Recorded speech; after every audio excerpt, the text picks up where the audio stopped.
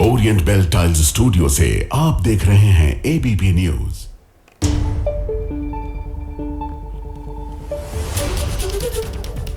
नमस्कार, स्वागत है आपका एबीपी न्यूज में। आपके साथ मैं अखिलेश आनंद हूं। अभी की बड़ी खबर पुणे से, जहां घिनौनी वारदात से पूरा देश एक बार फिर से शर्मसार है। मंगलवार को सरकारी बस में एक युवती से सरकारी बस में दुष्कर्म को अंजाम दिया गया, लेकिन आरोपी अभी तक गिरफ्त में नहीं आ सका है। पुणे रेपकांड में पुलिस के हाथ अभी तक खाली हैं। अब तक आरोपी को गिरफ्तार नहीं किया जा सका है। पुलिस की कई टीमें आरोपी की तलाश में जुटी हुई हैं और अब आरोपी की जानकारी देने वाले के लिए इनाम तक का ऐलान कर दिया गया। आरोपी की जानकारी देने पर 1 लाख रुपए का इनाम दिया जाएगा। हालांकि मामले में कार्रवाई करते हुए परिवहन मंत्री ने स्वारगेट डिपो के 23 सुरक्षा गार्ड को निलंबित कर दिया है और पुलिस का कहना यह है कि बहुत जल्द अपराधी को पकड़ लिया जाएगा।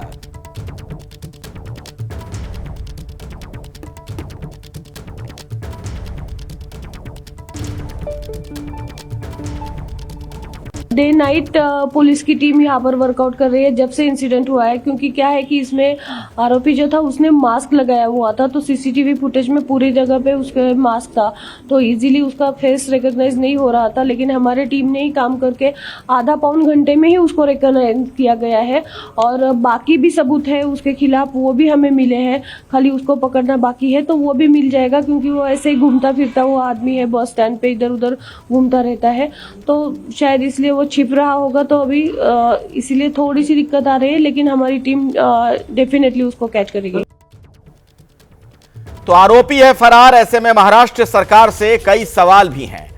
2 दिन बाद भी आरोपी पकड़ से बाहर कैसे है? इतना वक्त गुजर गया, आखिर उसे पकड़ा क्यों नहीं जा सका है? भीड़ भाड़ वाले बस अड्डे पर सुरक्षा में इतनी बड़ी चूक, पुलिस स्टेशन के पास ही वारदात। तो महाराष्ट्र पुलिस आखिर कहां थी? 23 सुरक्षा कर्मियों को सस्पेंड कर नाकामी छिपा रही है सरकार। देश की सबसे बड़ी परिवहन संस्था बिना किसी सुरक्षा के भगवान भरोसे। कई सवाल हैं जिनके जवाब सरकार को देने पड़ेंगे। पुणे कांड को लेकर सीएम देवेंद्र फडणवीस ने पुणे पुलिस कमिश्नर से बात की।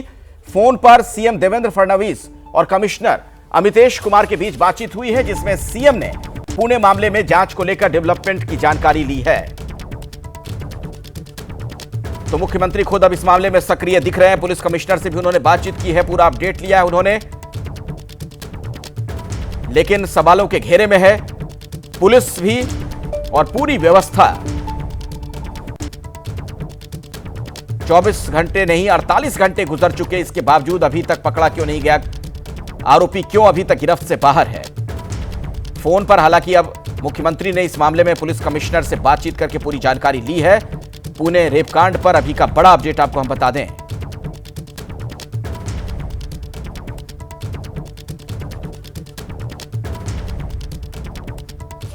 इस वक्त मेरे साथ मेरे 2 सहयोगी जुड़ गए हैं इसी खबर पर, कुछ और जानकारी आप तक पहुंचाएंगे। सूरज ओझा हमारे साथ जुड़े हुए हैं और मंदार गुंजारी भी इस वक्त हमारे साथ मौजूद हैं। मंदार, सबसे पहले आप बताइए, क्या अपडेट्स, क्या जानकारी और मिल पा रही इस पूरे मामले में? पुलिस की जांच पहुंची कहां तक? जहां पर यह हादसा हुआ, मैं पुणे के उसी स्वारगेट बस डिपो में हूं। यहां पर हम पुलिस की काफ़ी बंदोबस्त बड़ा देख सकते हैं, क्योंकि लगातार कुछ संगठनाएं आकर यहां पर आंदोलन कर रही है। जो घटना घटी है अत्याचार की, उसके बारे में अपना निषेध व्यक्त कर रही है।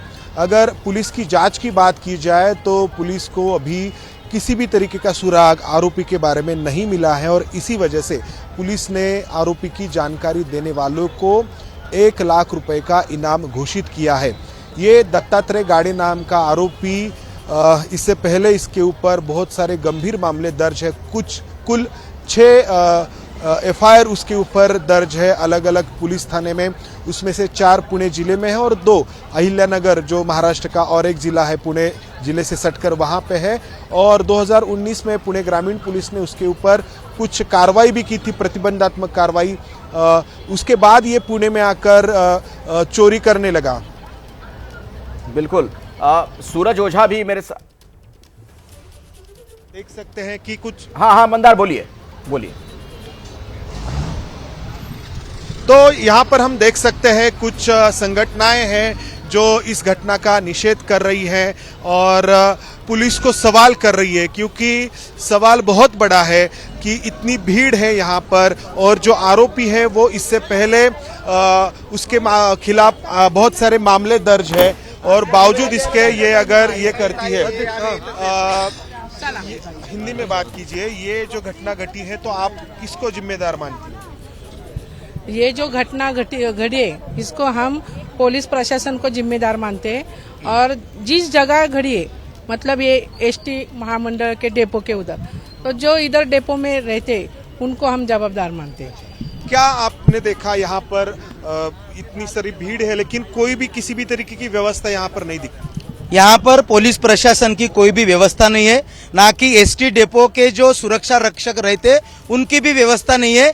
ये पहली घटना है, ये सामने आई है, लेकिन इसके पहले बहुत सारी घटना घटी है ऐसा हमें लगता है, क्योंकि यहाँ पे जो एसटी जो बंद गिरे उसमें सब कुछ कंडोम यूज किए हुए दिखते हैं, लेडीज लोगों की साड़ी दिखती है, उसमें जो दारू के बोतल है वो बोतल दिखते हैं। ये सब पुलिस प्रशासन का अपयश है और एसटी डेपो का भी अपयश है। इसलिए हम पुलिस प्रशासन को और यहाँ के जो परिवहन मंत्री प्रताप सरनाईक है, जो गृह मंत्री है, उनका हम यहाँ पे इस्तीफा मांगते हैं। या ठिकाणी ये यहाँ पे जो घटना घटी है उसका वंचित बहुजन महिला आघाड़ी तीव्र शब्द से निषेध करती है, क्योंकि यहाँ पे और ये पूरे पूना में महिलाओं पे अत्याचार बहुत ज्यादा प्रमाण पे हो रहे हैं। ये महाराष्ट्र के मुख्यमंत्री शायद से सो गए हैं, उनको महिला की सुरक्षितता का ध्यान नहीं है। उन्होंने लाड़की बहन तो बोला है, लेकिन उनको लाड़की बहन का संरक्षण कैसे किया जाता है, लाड़की बहन को कैसे सुरक्षित रखा जाता है, ये पता नहीं है। तो वंचित बहुजन आघाड़ी उनको महिला आघाड़ी की तरफ से उनको ये बताती है कि आपको अगर नहीं हो रहा है, नहीं महिलाओं की सुरक्षा आप दे सकते हो, तो वंचित के हाथों में सत्ता दो, हम सुरक्षा करेंगे, महिला आघाड़ी सुरक्षा करेगी, वंचित बहुजन आघाड़ी सुरक्षा करेगी। क्योंकि ये सरकार सोई हुई सरकार है, इनको कुछ काम नहीं हो रहा है उनसे, तो उन्होंने राजीनामा देना चाहिए। बस ये मांगनी हम करते हैं यहाँ पे। तो हम देख सकते हैं यहाँ पर लोगों का गुस्सा और सुबह से अलग अलग संगठनाएं आकर यहाँ पर आंदोलन कर रही है। इसी तरीके की भावनाएं प्रकट हो रही है कि इतने भीड़ भाड़ वाले इलाके में इस तरीके की घटना घटती है तो पुलिस कहाँ पे थी, क्योंकि ये जो आरोपी है वो इससे पहले भी रिकॉर्ड पर आ चुका है। यहाँ से कुछ ही मीटर पर स्वारगेट पुलिस थाना है, जिस स्वारगेट पुलिस थाने में भी उसके ऊपर मामला 2024 में दर्ज था, बावजूद उसको क्यों नहीं रोका गया, ये बड़ा सवाल है। अलग अलग संगठन ये सवाल पूछ रही है। ठीक है मंदार, मैं दोबारा लौटूंगा आपके पास, आगे भी जानकारी आपसे लेंगे। दरअसल पुणे रेप केस में महाराष्ट्र के गृह राज्य मंत्री योगेश कदम का भी एक बयान सामने आया। आरोपी की तलाश की जा रही है, ये बात कही गई है। आरोपी जल्द गिरफ्तार होगा, योगेश कदम ये बात कह रहे हैं। जांच समय से शुरू की गई, तो भरोसा योगेश कदम की तरफ से दिया गया है।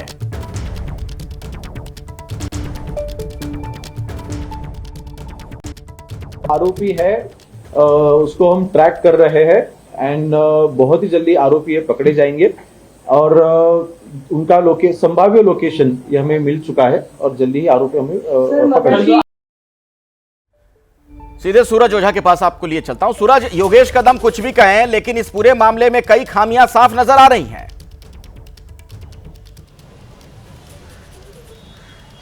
जी बिल्कुल, जाहिर सी बात है। ये आप देखिए, पूरा सीक्वेंस देखिए, 48 घंटे से ज़्यादा का समय हो गया है। 13 टीमें फॉर्म की गई हैं, 50 से ज़्यादा पुलिस अधिकारी आरोपी की तलाश में हर जिले में जा रहे हैं, जो संभावित उसकी लोकेशंस हो सकती है। आरोपी के करीबी जो दोस्त हैं, जो उसके कॉन्टैक्ट लिस्ट में उसके सीडीआर के मुताबिक, उनसे पूछताछ की जा रही है कि आखिर आरोपी कहाँ है। उसके साथ साथ परिवार वालों को हिरासत में लेकर पुलिस पूछताछ करे, लेकिन अभी भी जो गृह राज्य मंत्री है उनका कहना है कि हमें पता है कि उसकी संभावित लोकेशन क्या हो सकती है, हम उसे पकड़ने के बेहद करीब है और कुछ ही घंटों में आरोपी हमारे हाथ में होगा। लेकिन आप इसे देखिए कि जो आरोपी है उसे पकड़ने के लिए 1 लाख का इनाम रखना पड़ा, क्योंकि पुलिस को लग रहा है कि आरोपी कहीं भी गया हो सकता है जो उनकी पहुंच से बाहर है। अगर कोई देखेगा तो उन्हें इन्फॉर्म करेगा। दूसरी बात रही, आरोपी ये कोई नया आरोपी नहीं है। जी ठीक है सूरज, धन्यवाद आपका और मंदार का भी शुक्रिया इस पूरी जानकारी के लिए। अगली खबर, महाकुंभ के भव्य आयोजन की सभी को बधाई, ऐसा योगी आदित्यनाथ ने कहा है। टीम भावना से बेहतर काम होता है, मुख्यमंत्री कह रहे हैं, सुनते हैं। प्रयागराज वासियों ने पूरे धैर्य के साथ, हंसी खुशी के साथ कहा कि नहीं साहब, ये तो हमारा अपना आयोजन है। और प्रयागराज से ही प्रेरित होकर के पूरे प्रदेश में इतना बड़ा आयोजन, जिस मार्ग से तीर्थ यात्री और श्रद्धालु गए, पूज्य संत गए, उनके अभिनंदन के लिए, उनके अभिवादन के लिए, उनके स्वागत के लिए उत्तर प्रदेश वासी वहां पर उमड़ते हुए दिखाई देते थे। उनके स्वागत के लिए, उस धरती का धूल चूमने के लिए वह वहां पर उतावले से प्रतीक्षा करता था, उनका स्वागत करता था, आतिथ्य सत्कार करता था। यह उत्कृष्ट उदाहरण जो प्रस्तुत किया है उत्तर प्रदेश वासियों ने, मैं इसके लिए उत्तर प्रदेश वासियों को भी हृदय से अभिनंदन करता हूं, उनका स्वागत करता हूं। बहनों और भाइयों, महाकुंभ ने उत्तर प्रदेश के अंदर आध्यात्मिक टूरिज्म के कई सर्किट दे दिए। एक प्रयागराज से मां विंध्यवासिनी का धाम होते हुए काशी का, जैसे प्रयागराज में 13 जनवरी से 26 जनवरी तक पूरा समागम था, करोड़ों की संख्या में। कोई दिन ऐसा नहीं था जिस दिन मिनिमम 1.5 करोड़ श्रद्धालु न रहे हो, और ये संख्या 10 करोड़ तक पहुंची थी।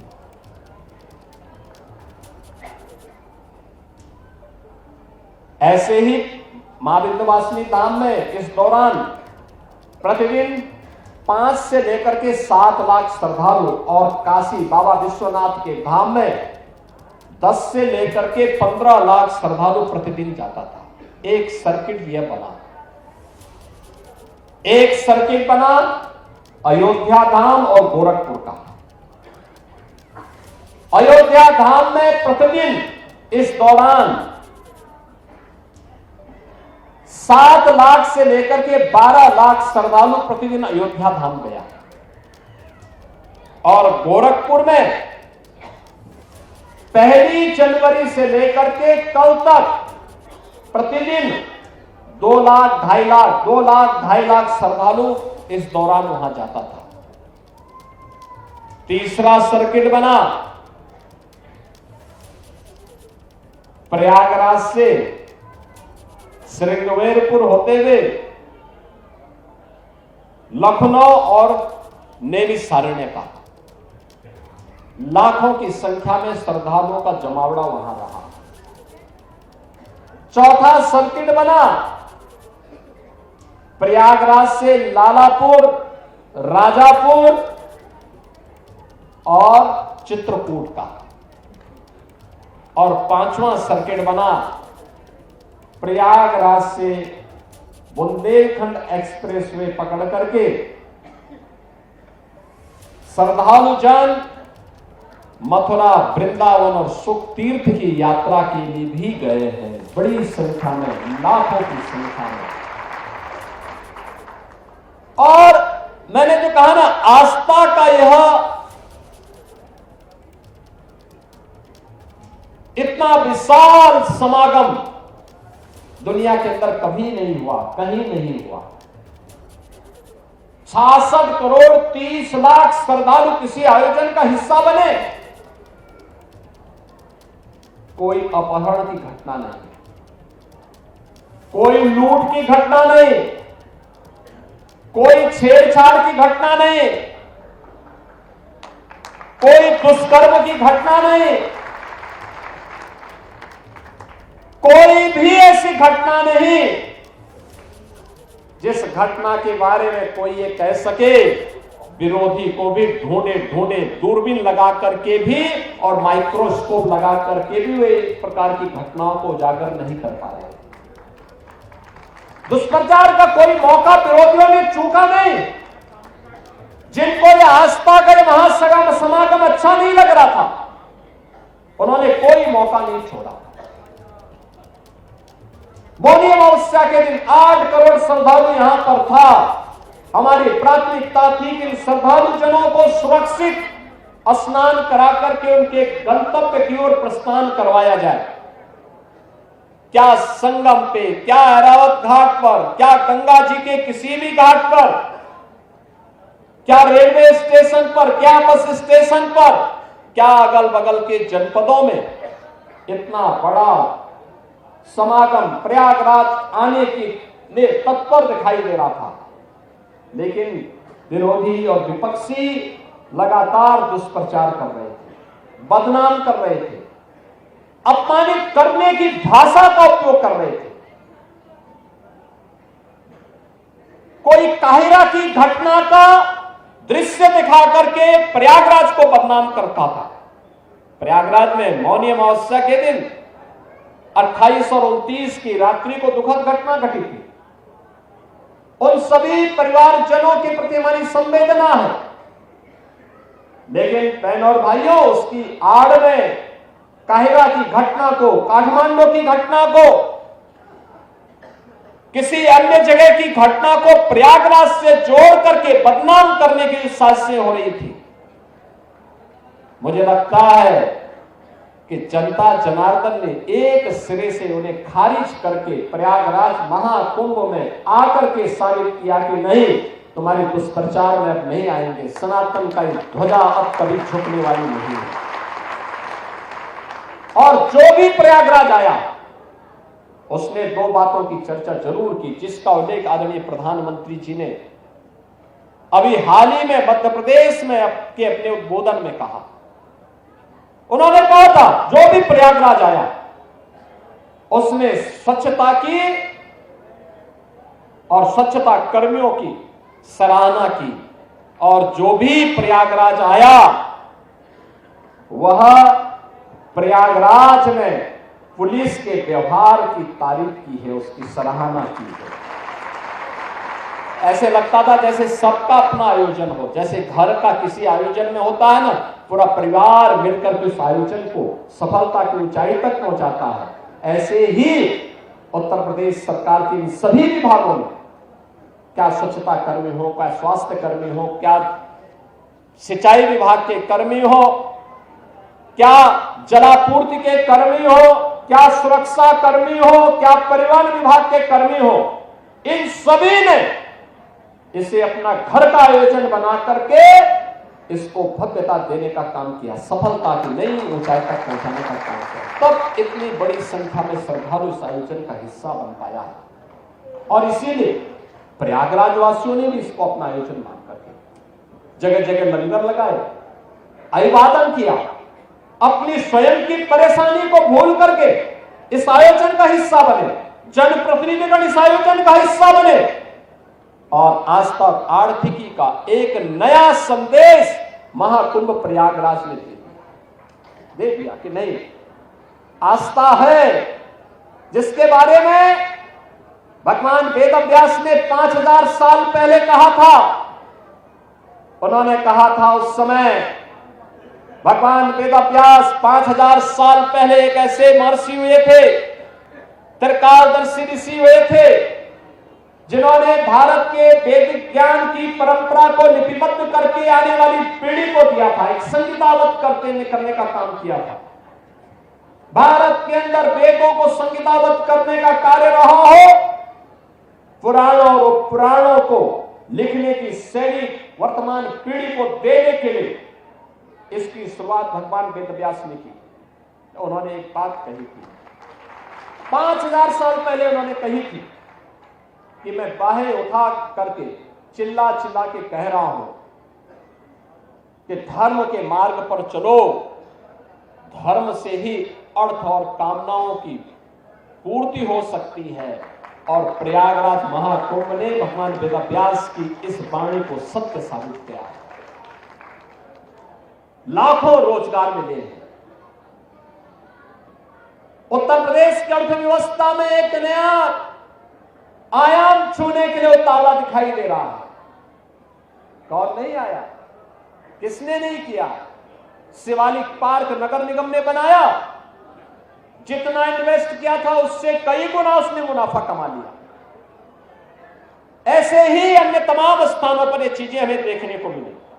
और मुझे तो सबसे अच्छा ये लगा कि जब खन्ना जी 80 साल की उम्र में अपने को कहने लगे कि अब मैं तो 60 साल का हो गया, यानी अपनी उम्र को उन्होंने 20 वर्ष कम करके दिखाया है कि अगले कुंभ में भी वह आपके साथ यहाँ पे कुंभ में हिस्सेदारी बनने के लिए पूरी तत्परता के साथ काम करना चाहते हैं।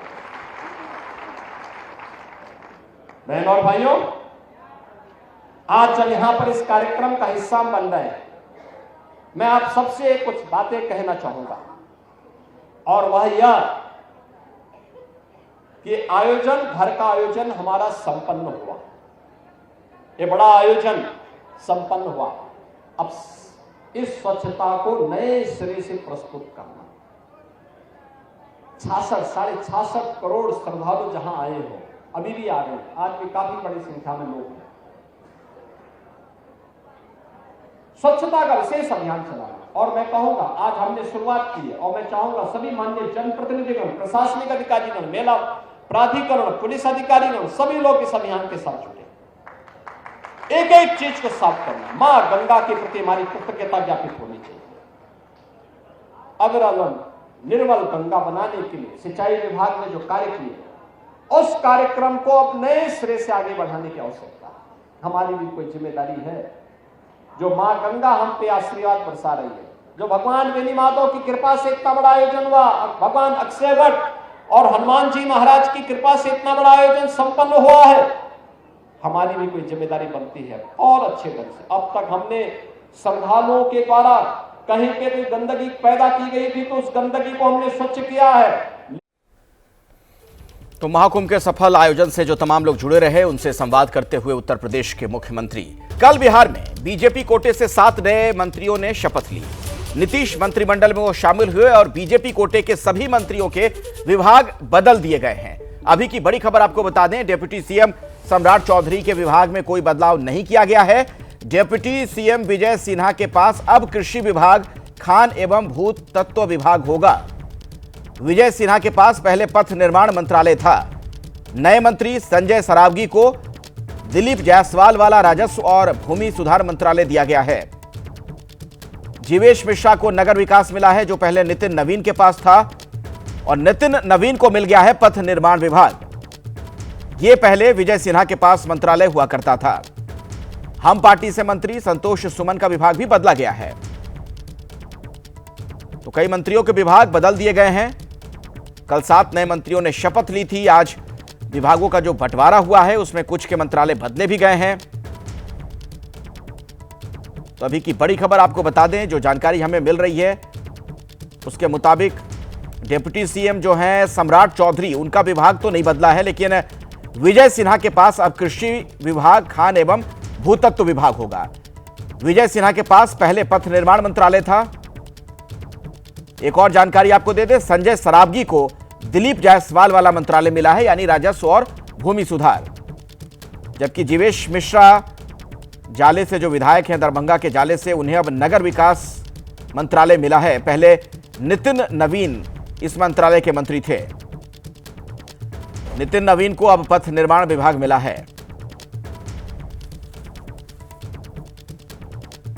यह पहले विजय सिन्हा के पास था। इसके अलावा एक और अपडेट आपको दे दें, हम पार्टी से मंत्री संतोष सुमन का विभाग भी बदल दिया गया है। तो कल 7 मंत्रियों का शपथ ग्रहण हुआ, मंत्रालयों का बंटवारा हुआ है, कुछ के विभाग बदले भी गए हैं। मेरे साथ निधि श्री जुड़ गई इसी खबर पर, कुछ और अपडेट्स आप तक पहुंचाएंगी। निधि, क्या क्या बड़ा परिवर्तन दिख रहा है? कुछ और अपडेट्स अगर कुछ जानकारी आपके पास हो। देखिए अखिलेश, सबसे बड़ा परिवर्तन तो यही है कि बीजेपी में कल से ही मंथन चल रहा था, जब 7 मंत्रियों को शपथ लेना था कि किसका मंत्रालय बदला जाए। लेकिन सबसे बड़ी खबर यह है कि सम्राट चौधरी को अगर छोड़ दे तो बाकी सबके पोर्टफोलियो में मेजर चेंजेस हुए हैं, यानी बदलाव हुआ है। जिसके पास ज्यादा मंत्रालय थे, जैसे कि मंगल पांडे, 2 इंपॉर्टेंट विभाग उनके पास था, स्वास्थ्य और विधि विभाग, उनसे विधि विभाग जो है वो ले लिया गया है। इसके अलावा 2 और अगर आप देखेंगे, राजू कुमार सिंह को नया, माफ कीजिएगा, मंगल पांडे के पास स्वास्थ्य विभाग पहले था, अभी भी स्वास्थ्य विभाग है, लेकिन अब उनको नया मंत्रालय मिला है, वो है विधि विभाग। इसके अलावा राजू कुमार सिंह, चूंकि कल ही उन्होंने शपथ लिया है, उनको अब नीतीश मिश्रा का एक विभाग दे दिया गया है, पर्यटन विभाग। नीतीश मिश्रा के पास दो इंपॉर्टेंट विभाग था, जिसमें एक उद्योग और दूसरा अगर देखें तो पर्यटन विभाग है। तो अब उनको पर्यटन विभाग राजू कुमार सिंह को दे दिया गया है। ये चूंकि बीजेपी की 21 मंत्रियों की लिस्ट थी, इन 21 के साथ एक संतोष कुमार सुमन जो कि हम पार्टी से मंत्री में है, उनके भी मंत्रालय जो है वो उनसे ले लिए गए और उनको पूरी तरीके से नया मंत्रालय जो है वो दे दिया गया है। संतोष कुमार सुमन को अब लघु जल संसाधन विभाग जो है वो दिया गया है। पहले उनके पास कोई और मंत्रालय जो है वो था, सूचना प्रौद्योगिकी, लघु संसाधन और आपदा प्रबंधन था संतोष कुमार सुमन के पास। अब विजय सिन्हा, चूंकि ये चर्चा हम कर रहे थे अखिलेश के, कल पथ निर्माण, खान भूतत्व, कला संस्कृति, ये तीनों ही विभाग विजय सिन्हा के पास पहले था। अब उनके पास खान भूतत्व पहला विभाग है ही, लेकिन इसके साथ साथ बाकी दो विभाग उनसे ले लिए गए हैं। उनको कृषि विभाग अब दे दिया गया है। और चूंकि दिलीप जायसवाल ने इस्तीफा दिया था कल, लिहाजा दिलीप जायसवाल का जो मंत्रालय है वो नए मंत्री संजय सरावगी को दे दिया गया है। तो लगभग मेजर पोर्टफोलियो में चेंजेस हुए हैं। अखिलेश, बहुत बहुत धन्यवाद निधि इस जानकारी के लिए आपका। और अब बात दिल्ली की सियासत की। शराब को लेकर लगातार संग्राम की स्थिति है। यहां पर दिल्ली विधानसभा में नई शराब नीति को लेकर सीएजी की रिपोर्ट पेश कर दी गई। बीजेपी इस रिपोर्ट को लेकर लगातार आम आदमी पार्टी पर हमलावर है। बीजेपी का कहना यह कि आम आदमी पार्टी और केजरीवाल को 2000 करोड़ का हिसाब देना होगा। दिल्ली विधानसभा के विशेष सत्र का आज तीसरा दिन है। सदन की कार्यवाही शुरू हुई और सदन के बाहर सुबह से ही आम आदमी पार्टी विधायकों का प्रदर्शन जारी रहा। आम आदमी पार्टी के 21 विधायक सस्पेंड हैं और उन्हें सदन में घुसने से रोका गया। नेता प्रतिपक्ष आतिशी की अगुवाई में आपके विधायकों ने सदन के बाहर प्रदर्शन किया, जय भीम के नारे लगाए। विधानसभा के बाहर बैरिकेडिंग की गई और आतिशी ने विधायकों के साथ दिल्ली विधानसभा के बाहर अपना विरोध जताया। पुलिस की कार्रवाई पर भी आतिशी ने सवाल खड़े किए। आम आदमी पार्टी के 21 विधायक शुक्रवार तक सस्पेंड हैं, लेकिन परिसर में भी विधायकों की एंट्री पर अब रोक लगा दी गई है। वहीं दिल्ली विधानसभा फिलहाल 2 बजे तक के लिए स्थगित कर दी गई है। दरअसल उपराज्यपाल के अभिभाषण के दौरान आम आदमी पार्टी के विधायक अंबेडकर और भगत सिंह की तस्वीर को लेकर विधानसभा में प्रदर्शन कर रहे थे, जिसके बाद स्पीकर ने कार्रवाई करते हुए 21 विधायकों पर कार्रवाई की थी। आतिशी क्यों इस बार परिसर से भी बाहर कर दिया? सदन से बाहर तो सुना था, परिसर से बाहर। ये देश के इतिहास में पहली बार हुआ है कि चुने हुए विधायकों को विधानसभा परिसर के अंदर नहीं घुसने दिया जा रहा है। विधायकों को सदन से सस्पेंड किया जा सकता है, लेकिन विधानसभा परिसर में नहीं घुसने दिया जा रहा। ये भारत के इतिहास में पहली बार हुआ है कि भारतीय जनता पार्टी गेट से अंदर विधायकों को नहीं घुसने दे रही है। मैं नेता विपक्ष हूँ, मुझे अपने ऑफिस में नहीं पहुँचने दिया जा रहा। विधायक दल का, आम आदमी पार्टी के विधायक दल का ऑफिस है, हमें वहाँ पे नहीं घुसने दिया जा रहा। तो ये भारतीय जनता पार्टी की तानाशाही है। हमने जय भीम के नारे लगाए, बाबा साहब के अंबेडकर का नाम उठाया, इसीलिए आज बाबा साहब अंबेडकर ने जो विधानसभा दी हुई है, जिनके संविधान के दम पर आज चुन के हम सब यहाँ पे आए हैं, आज उस संविधान का अपमान किया जा रहा है। ऑर्डर कॉपी आपके पास आई है, क्या उसमें लिखा है कि परिसर के बाहर आपको रहना? नहीं लिखा। आप ये देख सकते हैं कि ये लिखा हुआ है कि सिटिंग से सस्पेंडेड है। आप ये देख सकते हैं। हमने पुलिस से बार बार ऑर्डर मांगा है, लेकिन कोई भी ऐसा ऑर्डर नहीं है कि हमें परिसर के अंदर नहीं घुसने दिया जाएगा। आपने स्पीकर से बातचीत करने की कोशिश? स्पीकर को कई बार कॉल करने की कोशिश की, वो फोन नहीं उठा रहे हैं। कब तक बैठे रहेंगे यहाँ? हम यहीं पर बैठ के, हमारा सदन यहीं पे चलेगा। तो मेरे सहयोगी दीपक रावत बात कर रहे थे आतिशी से, इस वक्त हमारे साथ जुड़े हुए हैं, उनके पास मैं आपको लिए चलूंगा। बलराम पांडे भी मेरे साथ है। दीपक, पहले जरा ये बताइए कि अमूमन ऐसा होता है जब विधायकों को सस्पेंड किया जाता है तो जो कार्रवाई होती है विधानसभा की, उसमें वो हिस्सा नहीं ले पाते, लेकिन गेट से ही बाहर कर दिया गया है। क्या जानकारी और मिल रही है आपको?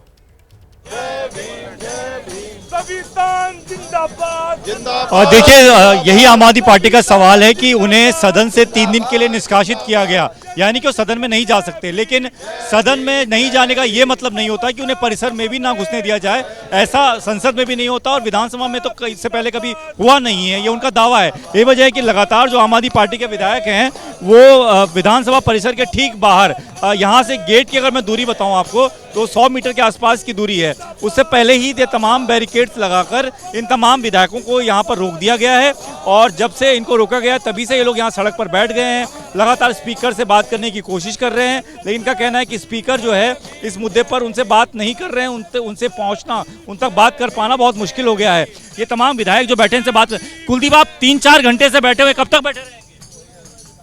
हमने तो कहा था संघर्ष बहुत लंबा है और इन्होंने आज तानाशाही की चरम सीमा को पार कर दिया है।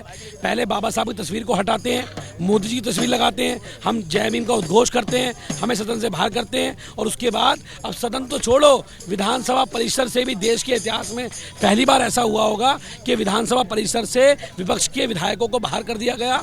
संसद में भी ये होता है, हमेशा संसद के अंदर जाके विपक्ष के लोग प्रोटेस्ट करते हैं, अपनी बात रखने का काम करते हैं, लेकिन यहाँ अलग प्रथा को जन्म दिया गया है और इस संविधान के विरुद्ध है, लोकतंत्र के विरुद्ध है। जब तो ये भी जा रहा है कि स्पीकर का अधिकार है वो आपको प्रीमाइसेस में आने देना आने दे।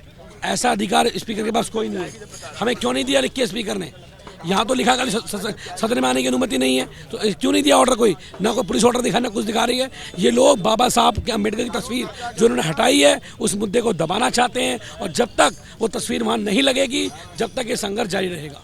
तमाम विधायक देखिए तस्वीरों में आप देख रहे हैं, ये सुबह करीबन 11 बजे हाउस शुरू होता है, उससे पहले ही हाउस में पहुंचने के लिए आए थे। हालांकि सदन के भीतर आने की अनुमति नहीं थी, तो जब इनको रोक दिया गया बाहर ही, तो इन्होंने कहा कि किस आदेश के आधार पर इनको रोका गया है। अक्सर ये होता है कि जब सदन से बाहर किया जाता है तो आप परिसर में जाकर, चाहे अम्बेडकर की मूर्ति के बाहर हो, चाहे भगत सिंह की मूर्ति के नीचे हो, महात्मा गांधी की मूर्ति के नीचे हो, अपना विरोध कर सकते हैं। लेकिन इनका कहना है कि वहाँ तो छोड़िए, जो LOP यानी कि नेता प्रतिपक्ष को जो कमरा दिया जाता है वहाँ तक भी इनको नहीं जाने दिया गया। ये वजह है कि ये लोग लगातार विरोध प्रदर्शन कर रहे हैं। ठीक है, अब जरा बलराम के पास भी चल रहते हैं। बलराम पांडे भी हमारे साथ जुड़े हुए हैं। बलराम, सरकार क्या कह रही है, इसके पीछे क्या तर्क दिया जा रहा है और क्या वाकई को ऐसा आदेश दिया गया है कि जो कैंपस है उसके अंदर भी, विधानसभा कैंपस के अंदर भी दाखिल ना हो पाए ये विधायक?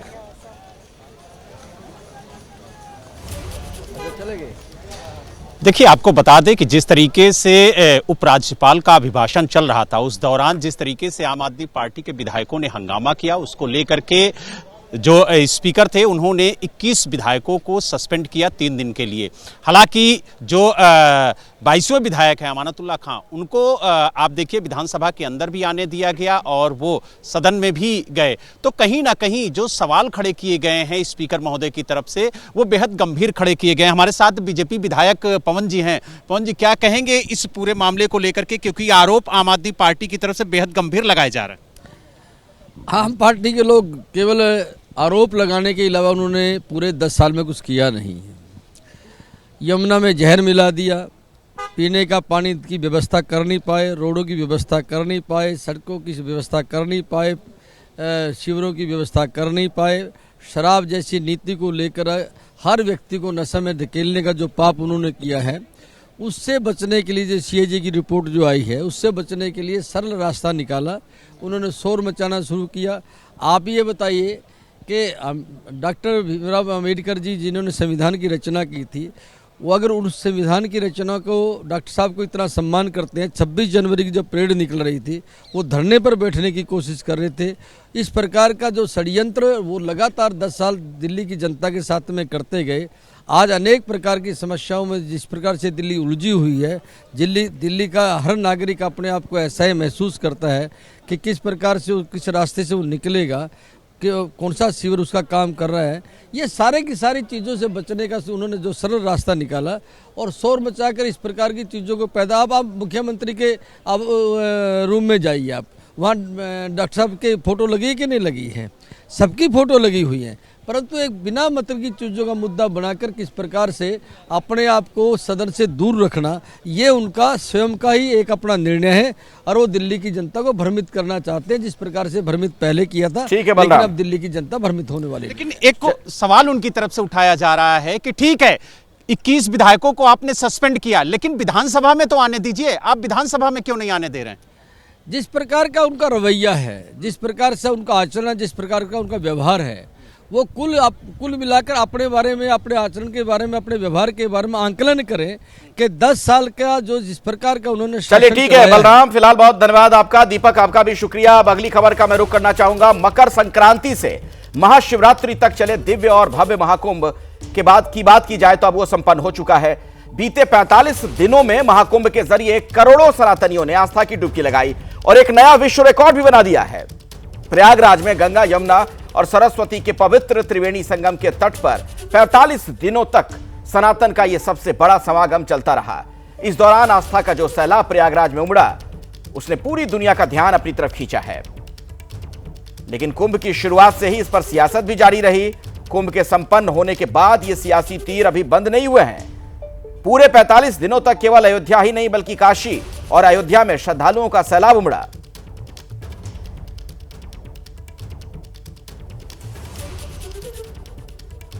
और इस उपलब्धि के लिए ब्लॉग लिखकर प्रधानमंत्री मोदी ने बधाई दी है। महाकुंभ को लेकर अपने अनुभव देशवासियों से साझा उन्होंने किए। अब आज महाकुंभ के समापन पर प्रयागराज में कार्यक्रम हो रहा है। सीएम योगी आदित्यनाथ खुद प्रयागराज पहुंचे हुए हैं। उन्होंने सफाई अभियान में हिस्सा भी लिया। तो ये 3 अलग अलग तस्वीरें आप देख रहे हैं। भव्य और दिव्य आयोजन महाकुंभ का हुआ। महाकुंभ के समापन के बाद योगी के निशाने पर विपक्ष दूसरी जगहों की तस्वीरों से बदनाम करने की साजिश की गई, ये कह रहे हैं योगी आदित्यनाथ। 28 और 29 जनवरी की दुखद घटना की आड़ में दुष्प्रचार किया गया। दुष्प्रचार करने वालों को कुंभ में आए श्रद्धालुओं ने जवाब दिया है, ये कहना योगी आदित्यनाथ का। आगे वो कहते हैं कि महाकुंभ से सनातन का परचम बुलंद हुआ है।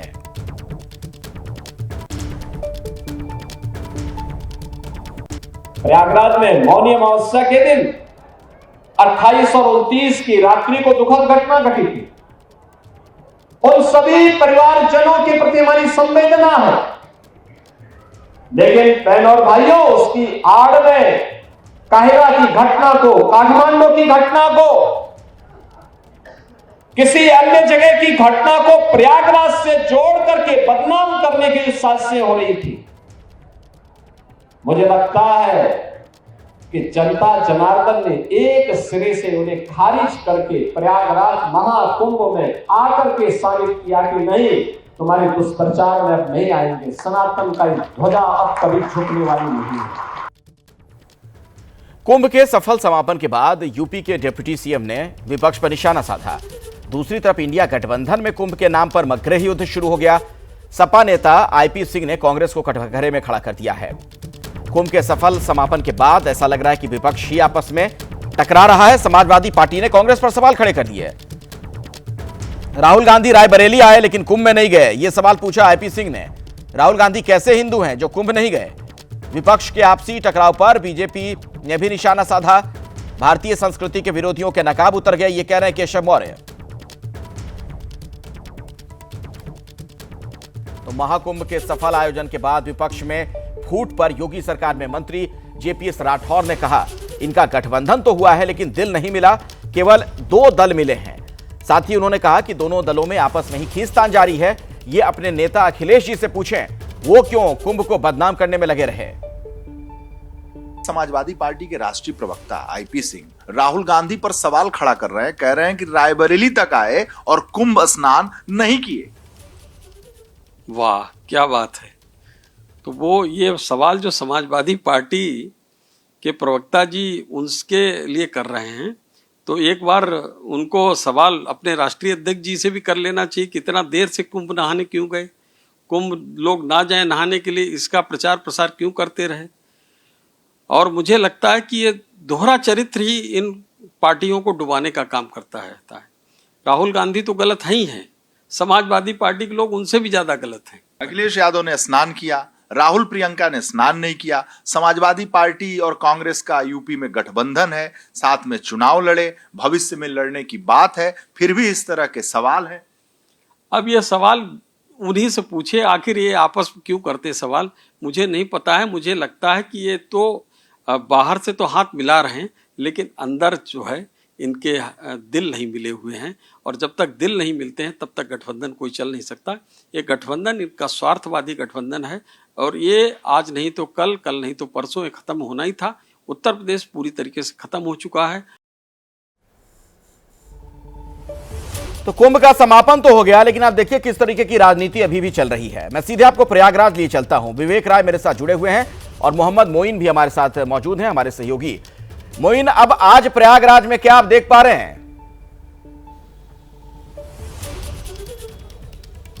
देखिए, आपको बता दें कि आज एक तरफ उत्तर प्रदेश के मुख्यमंत्री योगी आदित्यनाथ कुंभ का औपचारिक तौर पर समापन कर रहे हैं और दूसरी तरफ रेल मंत्री अश्विनी वैष्णव ने जो है महाकुंभ प्रयागराज पहुंचकर व्यवस्थाओं का जो व्यवस्थाएं की गई थी उसे लेकर रेल कर्मियों का आभार जताया है, उनकी पीठ थपथपाई है। बहरहाल महाकुंभ को लेकर जो सियासत हो रही है उस पर हमारे साथ बात करने के लिए शिव योगी मौनी जी महाराज हैं। महाराज जी, जिन लोगों ने व्यवस्थाओं में पर सवाल उठाए थे, कमियां गिनाई थी, उनमें से ज्यादातर लोग महाकुंभ में डुबकी लगाने तक के लिए नहीं आए, क्या कहना है? प्रयाग नहीं आएगा वो कहा, जिसको प्रयाग के बारे में कहा प्रयाग आएंगे कब, कहा जब श्रद्धा होगी तब, श्रद्धा होगी कब, कहा जब ज्ञान होगा तब, ज्ञान होगा कब, कहा जब विश्वास होगा तब, विश्वास होगा कब, कहा जब भक्ति होगी तब, भक्ति होगी कब, कहा जब भाव होगा तब, और भाव होगा कब, कहा सनातन धर्म पर आस्था होगी तब। वो नेता बिल्कुल नहीं आए जिनका न भाव था, न आस्था थी, न श्रद्धा थी, न विश्वास था, न महाकुंभ में आने श्रद्धालुओं से कोई लेना देना था। गांधी परिवार का भी कोई सदस्य नहीं आया?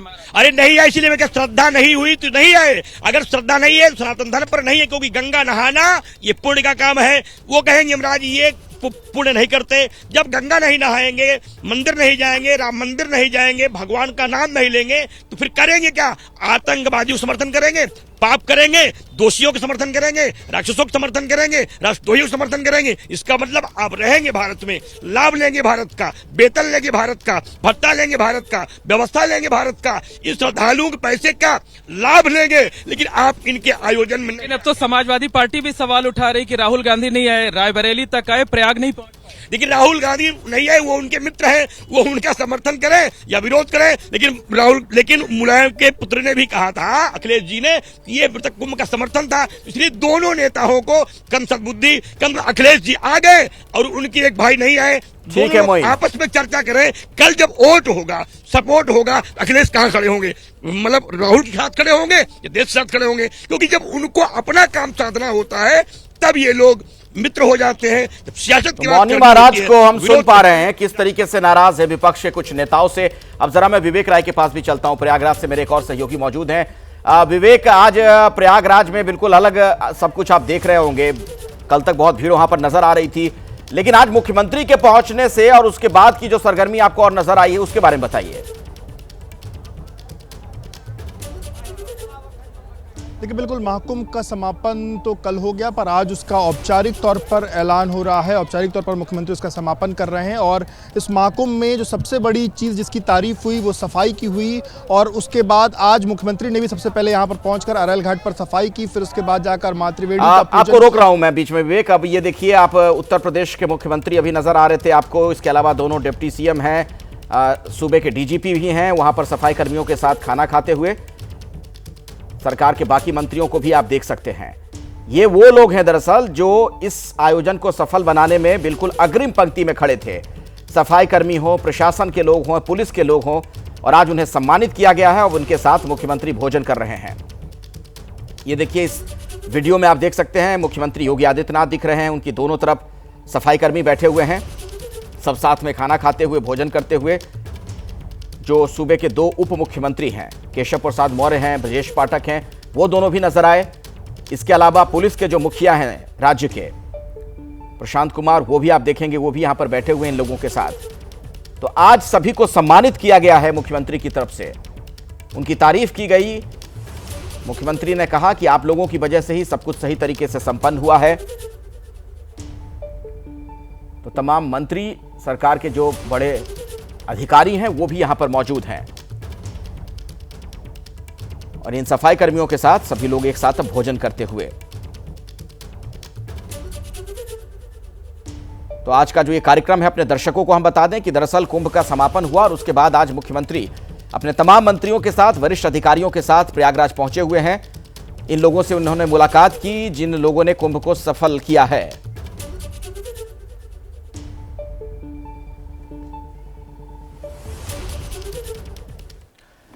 और अभी एक और बड़ी खबर आ रही है, एकनाथ शिंदे का एक महत्वपूर्ण बयान। आरोपी के पीछे किसी भी पार्टी का नेता हो, बख्शा नहीं जाएगा। इस केस के आरोपी को कड़ी से कड़ी सजा मिलनी चाहिए। पुणे रेप मामले पर डिप्टी सीएम का यह बयान बहुत ही महत्वपूर्ण माना जा रहा है। एकनाथ शिंदे ने यह तमाम बातें कही हैं कि कोई किसी भी संगठन से जुड़ा हो आरोपी, उसे बख्शा नहीं जाएगा। पुणे रेप मामले पर डिप्टी सीएम एकनाथ शिंदे का यह बयान। आरोपी को फांसी की सजा होनी चाहिए। आरोपी के पीछे किसी भी पार्टी का नेता हो, वो बख्शा न जाए। इस केस के आरोपी को कड़ी से कड़ी सजा मिलनी चाहिए, यह कह रहे हैं एकनाथ शिंदे। तो पुणे का मामला जिसने पुलिस प्रशासन से लेकर सरकार सबको कटघरे में खड़ा कर दिया है। 2 दिन गुजर चुके, अभी तक कोई नहीं पकड़ा गया है।